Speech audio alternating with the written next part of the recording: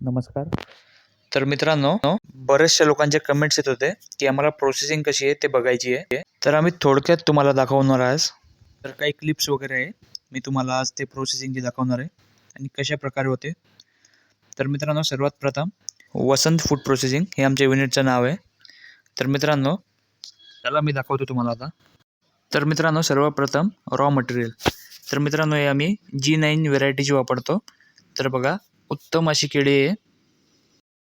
त्यानंतर हे बघा, वॉशिंगची प्रोसेस आहे मित्रांनो, स्वच्छपणे धुवून घ्यायची आहे. तर मित्रांनो, पिलिंग वगैरे आम्ही मॅन्युअलीच करतो. त्यानंतर बघा मित्रांनो, स्लायझिंगची मशीन आहे. यामध्ये थिकनेसवरती जास्ती भर द्यायचा आहे. साधारणतः 2 ते 3 mm थिकनेस ठेवायची आपल्याला. तर हे बघू शकता, अशा प्रकारे आम्ही हे जे आहे ट्रेवरती आपण रचायला हवे. तर रचल्यानंतर मित्रांनो, याला आपण ड्रायरमध्ये सेट करतो आहे बघा. तर मित्रांनो, हे बघा, ड्रायरमध्ये सेट झालेलं आहे. त्यानंतर आपण हेला पॅक करून घ्यायचं आहे.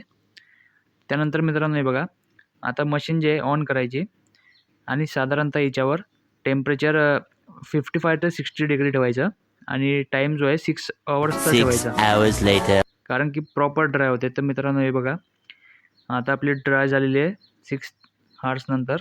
तर मित्रांनो, हे बघू शकता तुम्ही कशा प्रकारे आपली केळी जी आहे ड्राय होत आहे. ते एकदम अशी कुरकुरीत होईपर्यंत आपल्याला ठेवायची आहे. तर मित्रांनो, बघा, आता पॅकेजिंगची प्रोसेस वगैरे आहे. तर हे बघू शकता तुम्ही, ही थोडी जास्त ड्राय झालेली आहे.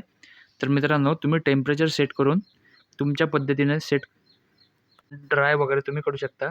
तर मित्रांनो, आता बघा, याची आपण पावडर फॉर्ममध्ये कन्वर्ट करणार आहे. तर पावडर फॉर्ममध्ये कन्वर्ट केल्यानंतर अशा प्रकारे आम्ही पॅकेजिंग करतो. सिंपल पॅकेजिंग आहे मित्रांनो. तर मित्रांनो, व्हिडिओ कसा वाटला कमेंटमध्ये नक्की सांगा.